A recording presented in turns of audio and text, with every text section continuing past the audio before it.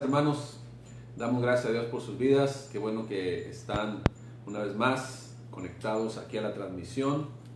Gracias a Dios porque seguimos compartiendo de la palabra de Dios todos los días estamos con ustedes para que estén al pendiente y sigamos creciendo en la fe, sigamos caminando y conociendo más de Dios. Precisamente hoy, en esta tarde, en la clase número 4 de Teología 1 del nivel básico, vamos a hablar de la doctrina de Dios, de la enseñanza de Dios, de quién es Dios, para conocerle más y que su fe y mi fe estén fundamentados en alguien que conocemos, ¿sí? En la fe, y que es el que desea y tiene los mejores planes para nuestras vidas, para nuestras familias, y está al pendiente de cada uno de nosotros. Entonces, clase número 4, Doctrina de Dios, Teología 1, nivel básico. Y vamos a iniciar, hermanos, con esta pregunta, porque todos nosotros debemos de conocer quién es nuestro Padre Celestial, y también en ese crecimiento, en ese ir avanzando en la fe, en el conocimiento de Dios y de su Hijo Jesucristo, debemos de tener respuestas concretas de convicciones que usted y yo tenemos. Debemos de tener y debemos de vivir en ellas. Le pongo esta pregunta y aviento esta pregunta, ¿verdad? ¿Qué respuesta le daría a usted? Inicio la pregunta una vez más. ¿Qué respuesta le dará usted a alguien que le pregunte: ¿cómo me compruebas que existe Dios? Esa es una pregunta muy interesante, ¿no? ¿Cómo me compruebas que existe Dios? Y para ello podemos nosotros citar varios ejemplos, vamos a citar bastantes argumentos y fundamentos bíblicos. Sin embargo, quisiera iniciar con un ejemplo que sucedió en la realidad, y que un científico que estudiaba todo su entorno, no solamente en la Tierra, sino en la cuestión del cielo, las estrellas, la luna, el sol, los astros, pues. Usted sabe, ahí en primaria, secundaria, pues como una de las prácticas que nos toca hacer o nos tocaba hacer era hacer una maqueta del sistema solar. El sistema solar que se conocía en aquellos tiempos, ¿no? Entonces, hoy es el mismo, nada más que pues han aumentado por los alcances de los telescopios.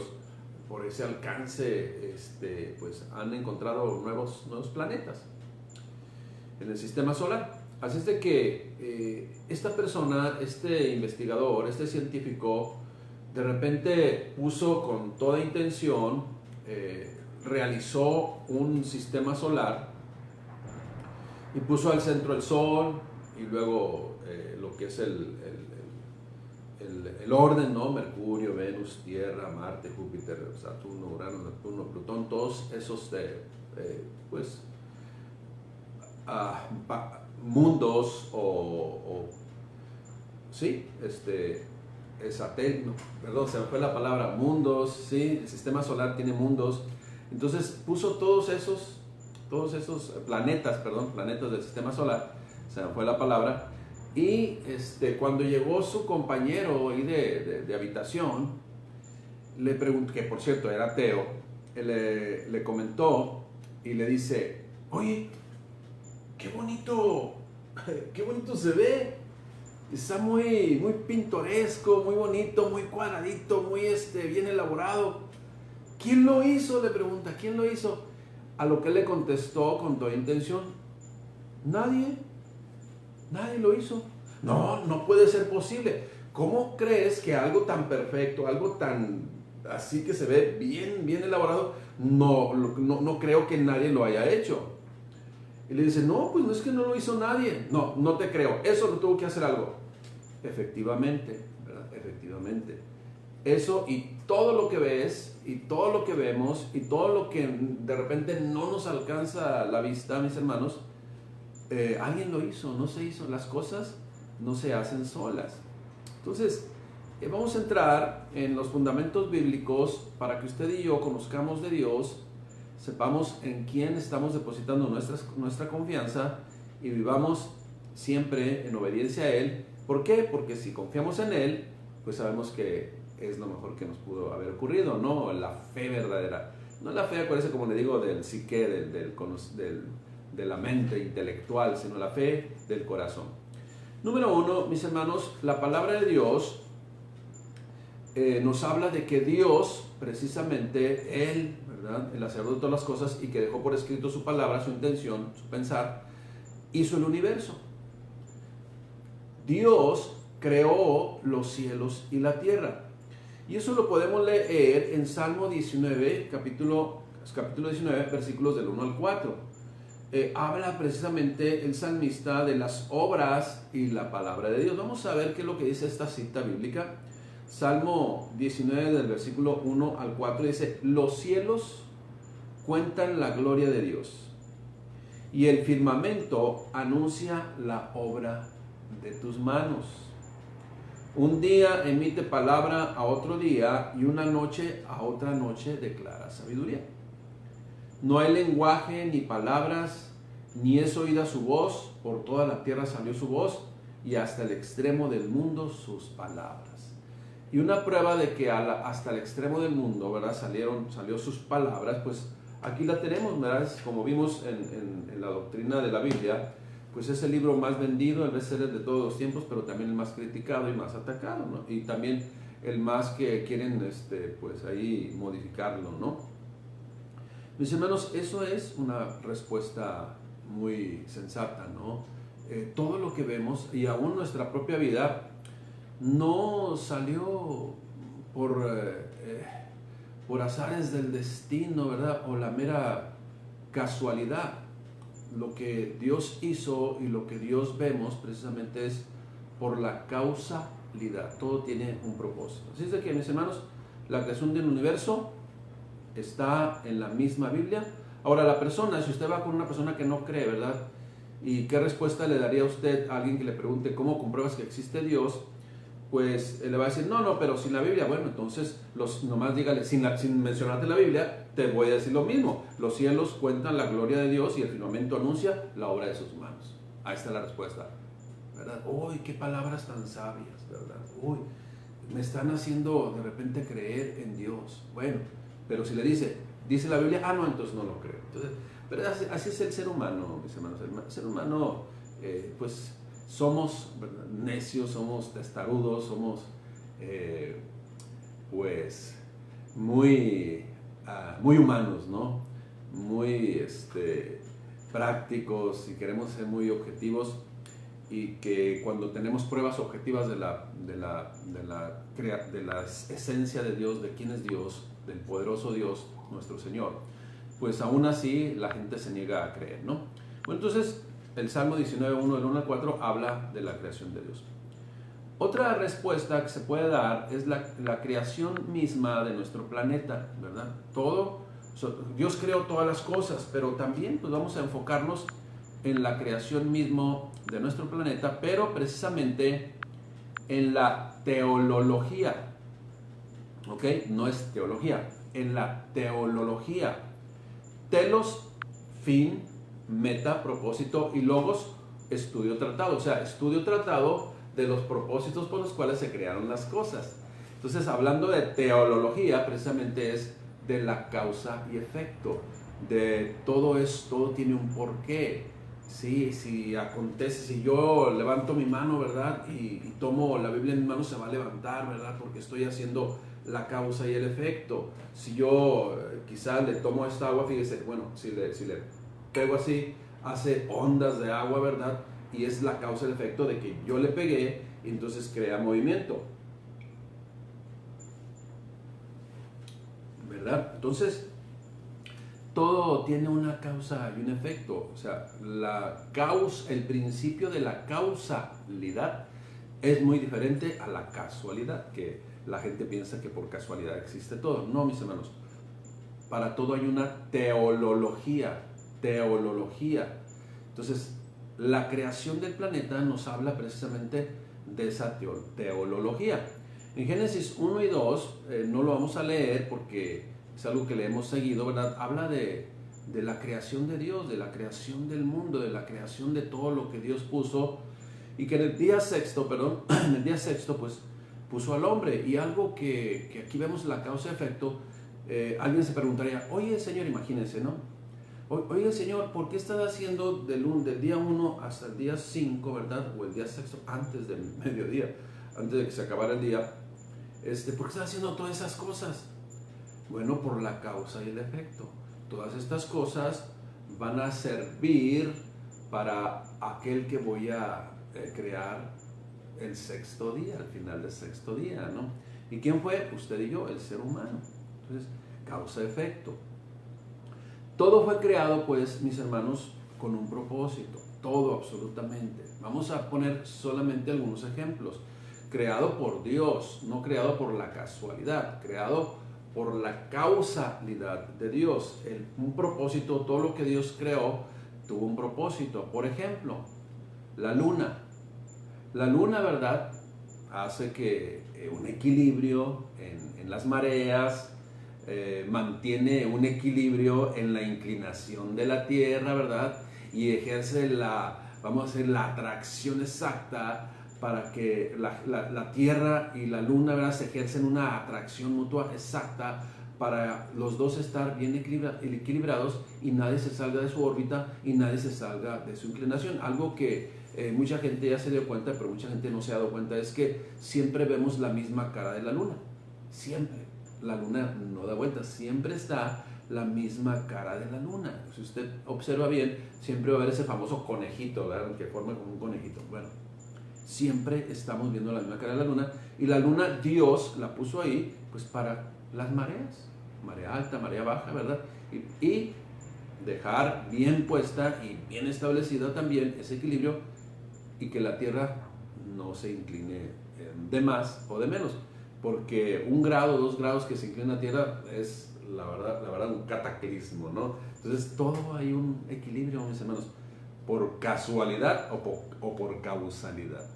Por la causalidad de Dios, mis hermanos. El mar, por ejemplo, ¿no? El mar hace que tengamos agua potable nosotros. ¿De dónde sale el agua dulce, como dicen, que se puede tomar, bueno, purificada, que se puede potabilizar, se purifica y luego la podemos tomar? Pues el mar hace su ciclo, ¿no? Se evapora, ¿verdad? Obviamente ya se evapora, ya no tiene la sal. Se mueve ese vapor, se va condensando, se va enfriando, y en otro lugar riega la tierra, hacen los ríos, ¿verdad? Se acumula el agua en ciertas zonas.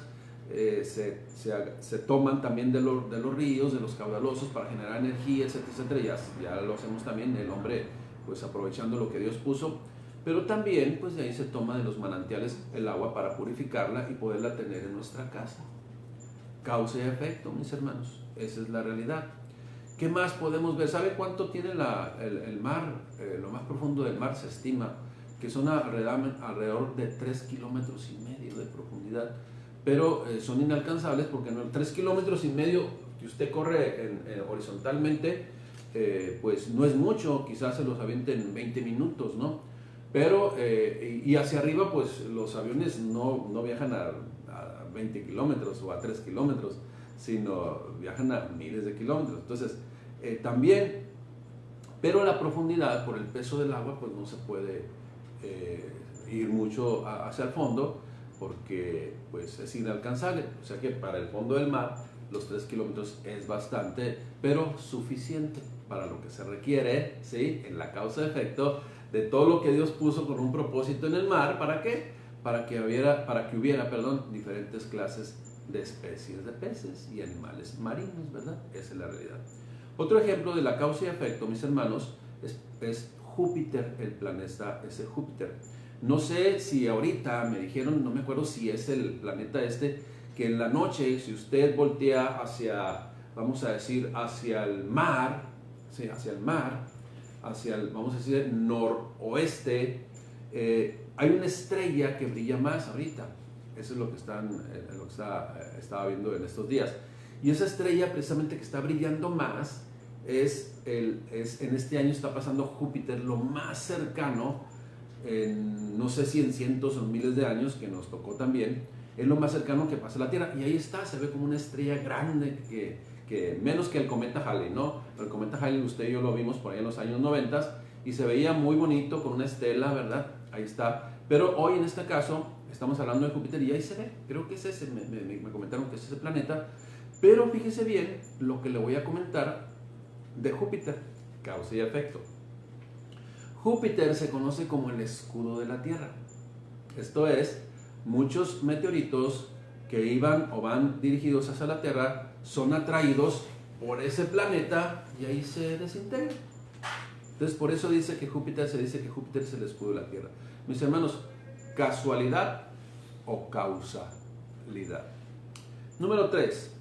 La historia misma, ¿verdad? Otra respuesta de comprobación de Dios, de la existencia de Dios, para aquellos que pues quieren permanecer en esa ignorancia voluntaria, pues le estamos explicando, ¿no? Pero usted y yo estamos reafirmando nuestra fe. La historia misma, hermanos, da testimonio de generaciones, de hace miles de años, del hombre adorando a Dios. Ahora, en todas las edades, por todos los siglos, siempre han existido los ateos, los que prefieren declararse ateos, gracias a Dios, ¿verdad? Siempre han existido los ateos. Es una forma humana, de la necedad humana, de negar la existencia de una creación que fue el mismo que les dio la vida a ellos.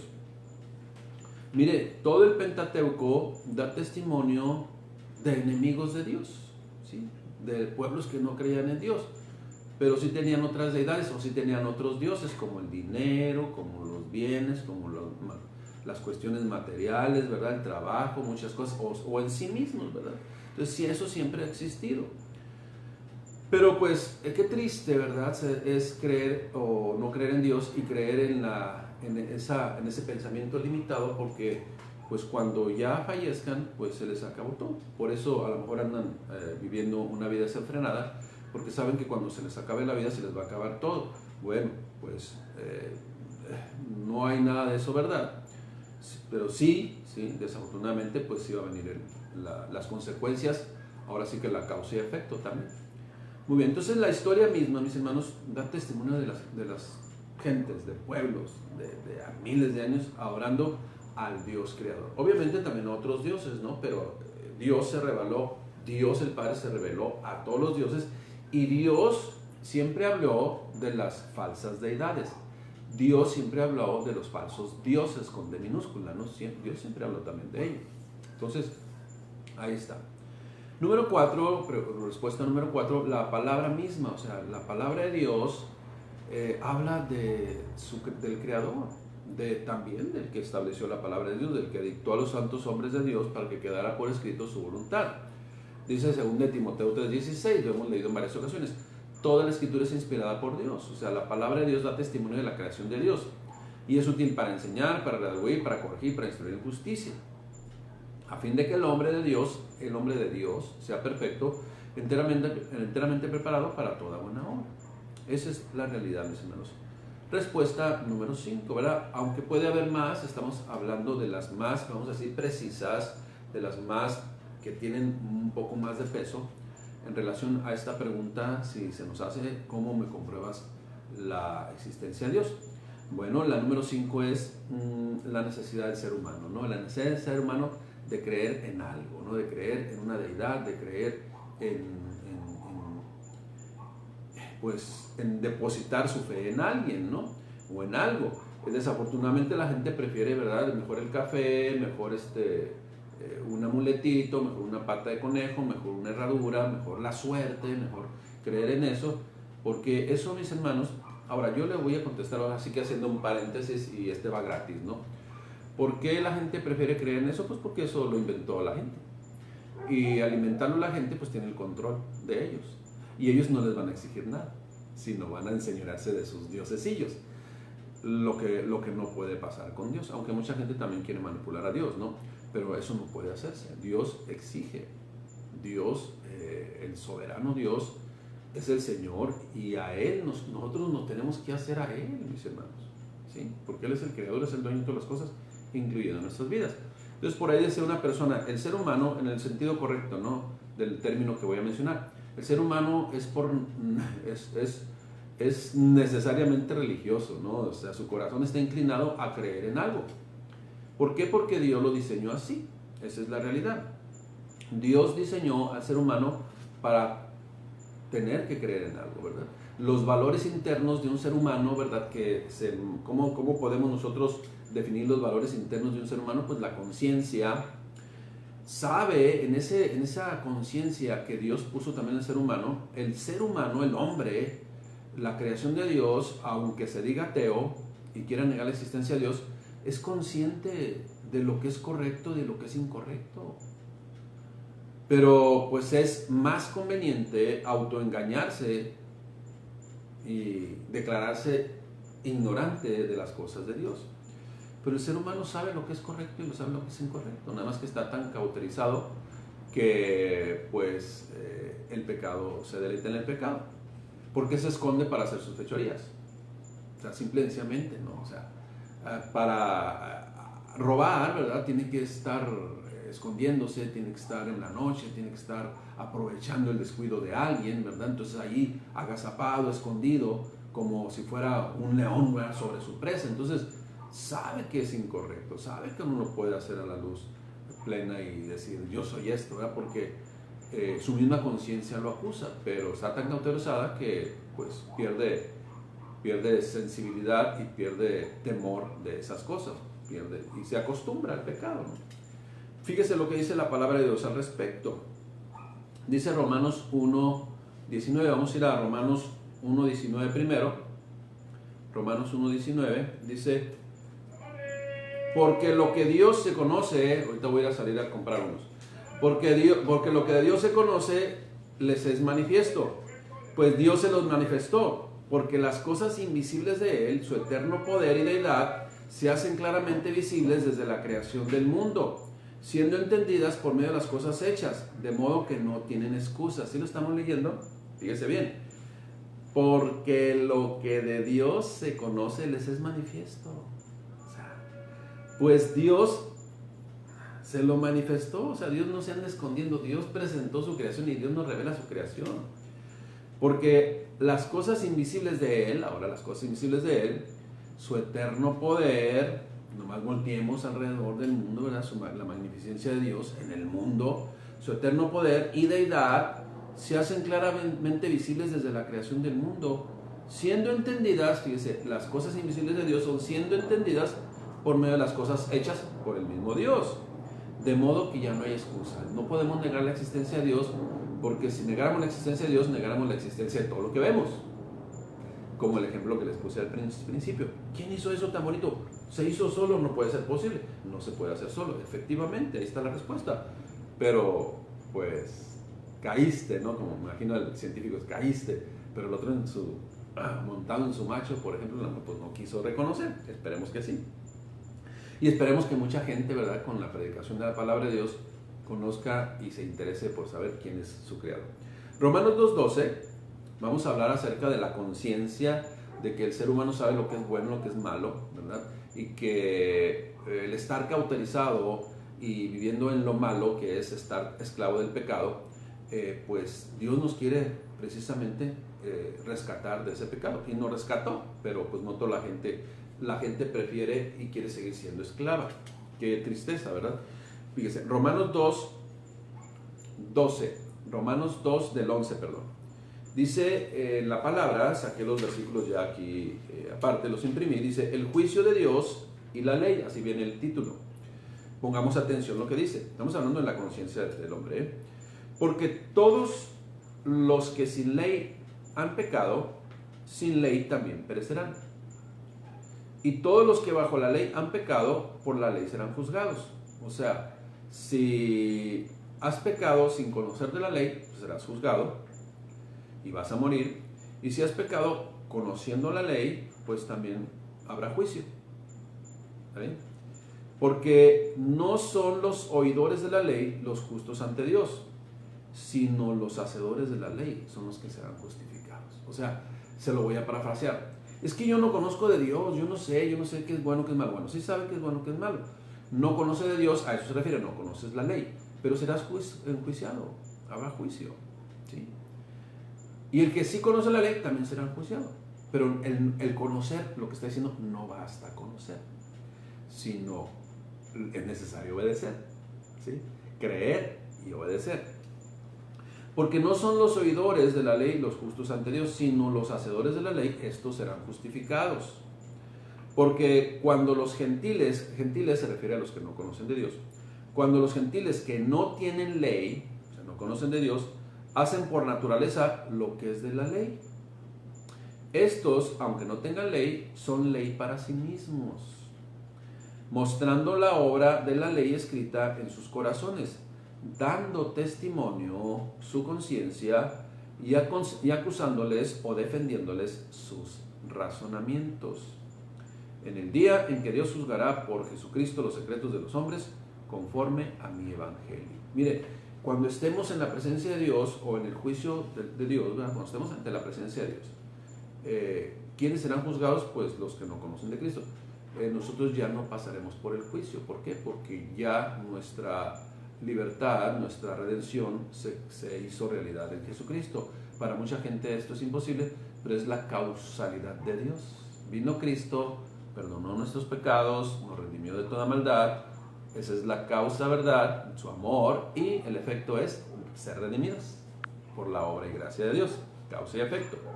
Hay que creerlo y vivir en eso. Pero quienes no creen, viven sin ley, pero saben lo que es malo, pues serán juzgados por eso. O sea, de tal forma que no van a decir, es que no sabía, es que no estaba consciente. No, pues andaba haciendo las cosas escondidas, ¿cómo no? Bueno, entonces ahí está. Seguimos entonces. Pero todos estos argumentos, fíjese bien, todos estos argumentos de la gente antes en esta vida, antes de que lleguen a ese fin de estar en el juicio de Dios, todos estos argumentos, lo único que lograrán en un ser humano es la opción de buscar de Él. O sea, estas respuestas que estamos dando y que estamos comprobando de una manera objetiva con la Biblia y con el sentido común también, mis hermanos, hay dos reacciones que el ser humano va a tener y que usted y yo tuvimos. O creemos, ¿sí? O creemos y tomamos en cuenta Dios y empezamos a conocer o a buscar conocer de su voluntad, o sea, en la Biblia, cuál es su voluntad, porque dice la propia palabra de Dios que la fe viene por el oír y el oír por la palabra de Dios. Entonces, es que no tengo fe, no sé, no me nace, no puedo, algo que choca con mi naturaleza, es cierto, pues eso es una realidad. Es esclavo del pecado, pero si perseveramos y escuchamos y al principio nuestra mente nos dice no, pero nuestro corazón dice tú sigue perseverando, te va a llegar el momento en que va a suceder el milagro de Dios del nuevo nacimiento y va a cambiar todo lo que es nuestra forma de pensar. Ahora a la forma de Dios, con lo poquito que Él nos da a conocer, nos vamos a interesar por conocer más de Él. Bueno, eso es lo que va a acontecer, pero después de conocer estas pruebas, como le digo, o el hombre se convierte a Dios o el hombre confirma su condenación. Esa es la realidad, ¿no? O el hombre confirma su condenación o inicia en un caminar en el conocimiento de Dios. Y hasta que en un tiempo determinado hay una verdadera conversión, como le digo. Y entonces viene y mora el Espíritu Santo, no como un término, no como un concepto, no como algo que se sepa teológicamente, sino verdaderamente viene a ser morada en el creyente porque lo dice la palabra de Dios, no porque lo digo yo. Y entonces se va a hacer realidad que un hijo de Dios empiece a dar fruto de Dios en él. Y todo lo que hacía a escondidas ya no tiene que hacer, porque ya no tiene necesario esconderse, porque todo lo que está haciendo es alineado a la voluntad de Dios. Todo el fruto que está dando es visto y proclamado y se puede decir a todas luces, no más. Sin embargo, lo incorrecto, pues eso se tiene que seguir escondiendo. O sea, la gente que no ha nacido nuevo, o sea, las cosas son estas. Si la gente, se tiene que esconder para hacer cosas que son costumbres de ellos, quiere decir que no ha nacido de nuevo. ¿Okay? Entonces el creyente inicia dándose cuenta de que Dios se manifiesta al hombre de muchas formas.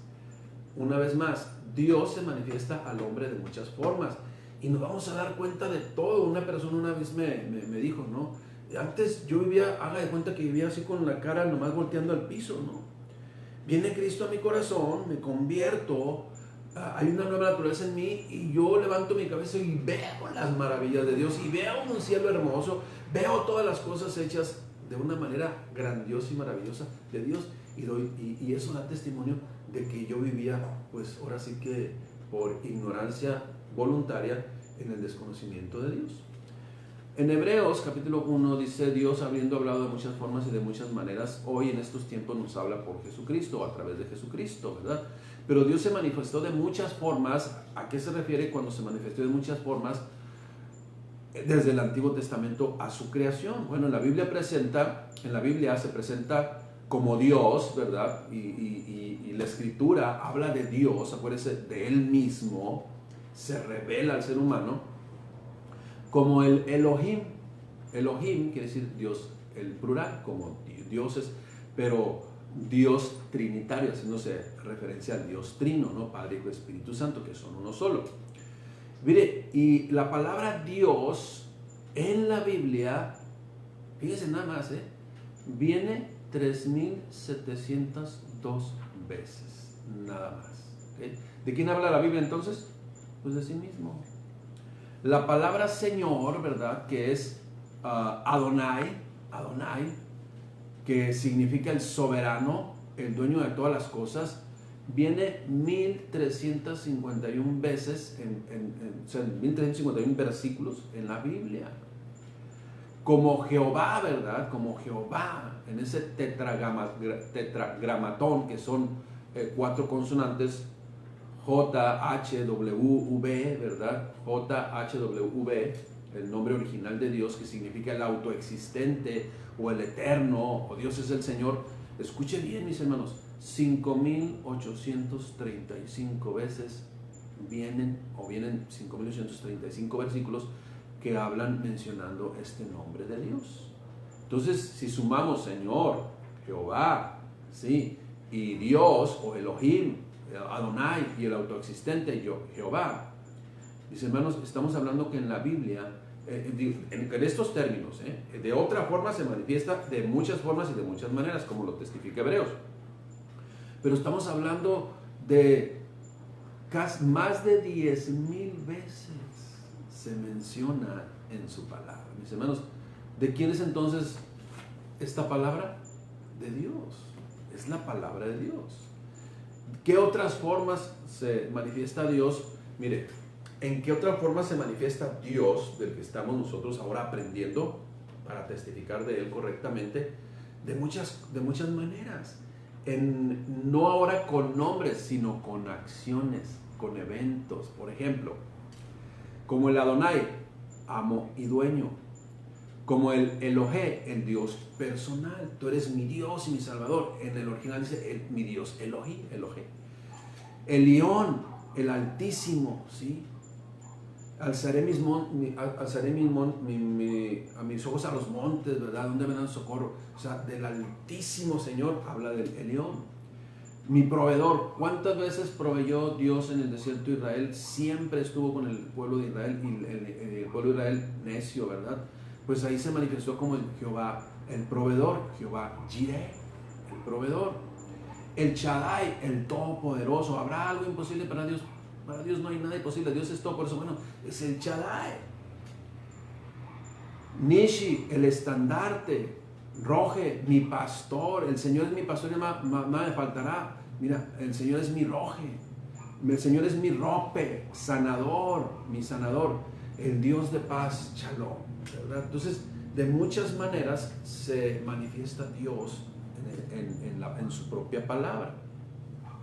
El nombre de Jehová, porque es el término más usado, ¿verdad? En la Biblia 100% cristiana, el término Jehová se define como el nombre personal de Dios en el Antiguo Testamento, ¿sí? Y en el hebreo primitivo, que carecía de las vocales escritas, solamente precisamente el nombre de Dios aparecía con la Y, bueno, eso es lo que equivale de las letras en hebreo al español, Y, H, V y H. Entonces en su pronunciación original era Yahweh, que otros, acuérdense que aquí en nuestro mismo México, ¿verdad? Cosas se pronuncian de diferente forma, ¿no? Aunque es el mismo término y es el mismo letras, ¿verdad? Se pronuncian en un acento diferente o formas diferentes, tienen alguna modificación. Pues de pueblo en pueblo algunos Yahweh, Yahweh, otros Jehová, Jehová, pero era el tetragramatón, ¿no? Las 4 consonantes Y, H, W, perdón, dije V, W y la H otra vez. Precisamente eso es. Entonces por la pronunciación, pues se puede decir Jehová, ¿verdad? Jehová o Yahweh. Entonces, por respeto, por temor a Dios, dejó de pronunciarse y en lugar se le leía donde decían el tetragramatón, decían Adonai, ¿verdad? Adonai, el Señor.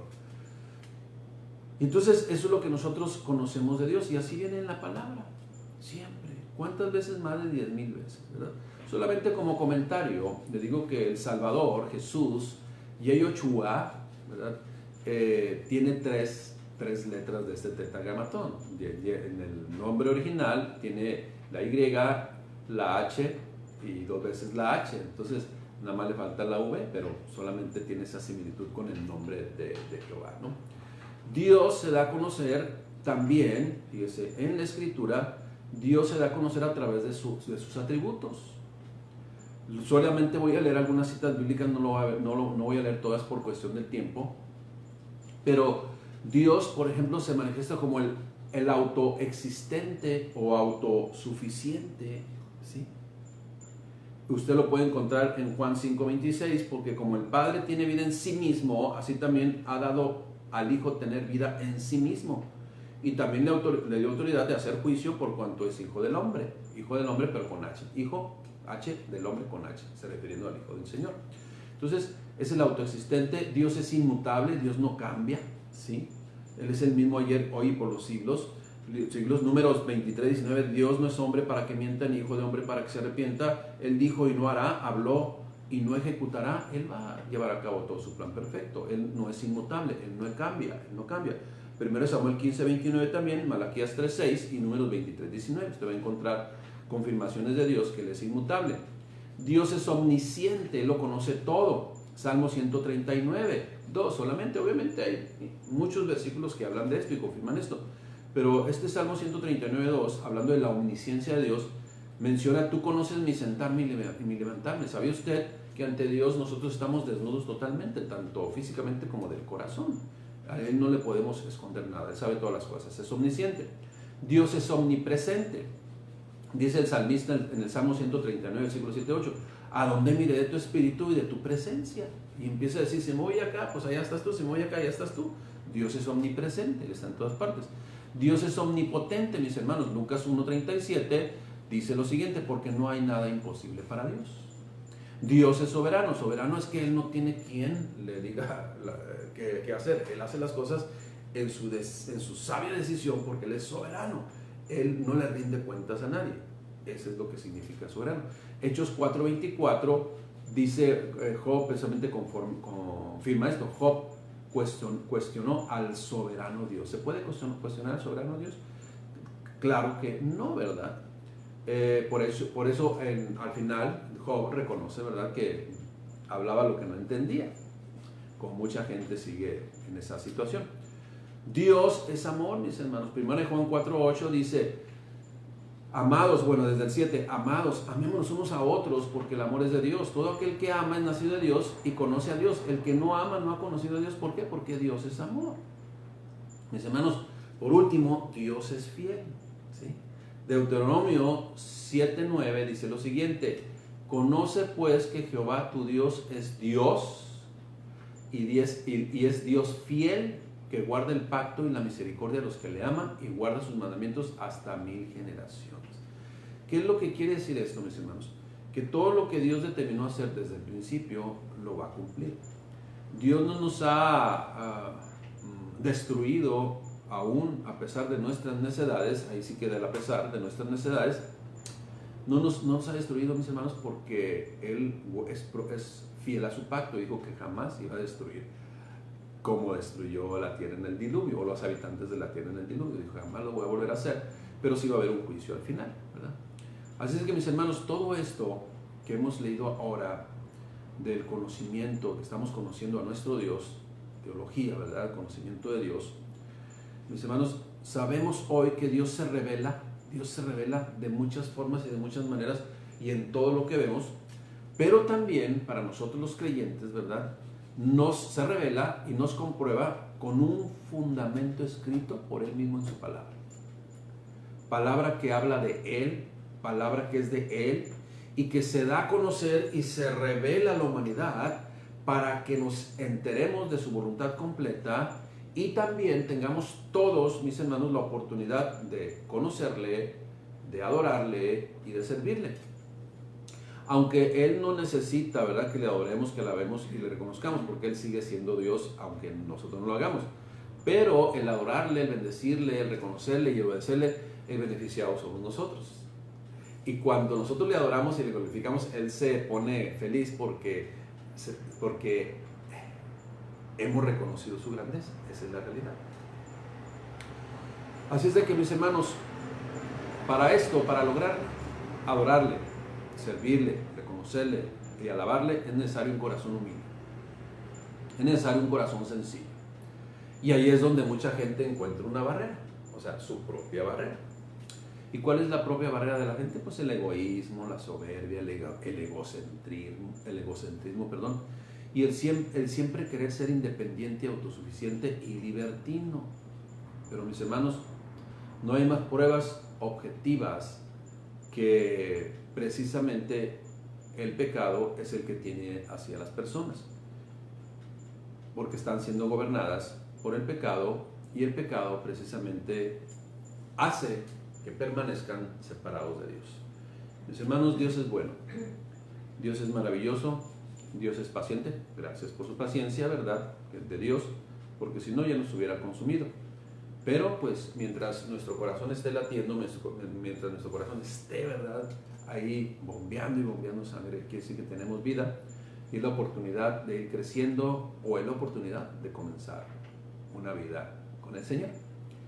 Mis hermanos, ¿qué más podemos explicar acerca de Dios? Su grandeza, su voluntad, su amor por nosotros, sino solamente a través de la Escritura. Y cuando le explica a una persona que le pregunta, demuéstrame quién es Dios, pues le puede contestar todo esto y le dice, te puedo mencionar la Escritura, pero no te la voy a mencionar, solamente te la voy a comprobar, lo que dice, pero son verdades absolutas. Amén.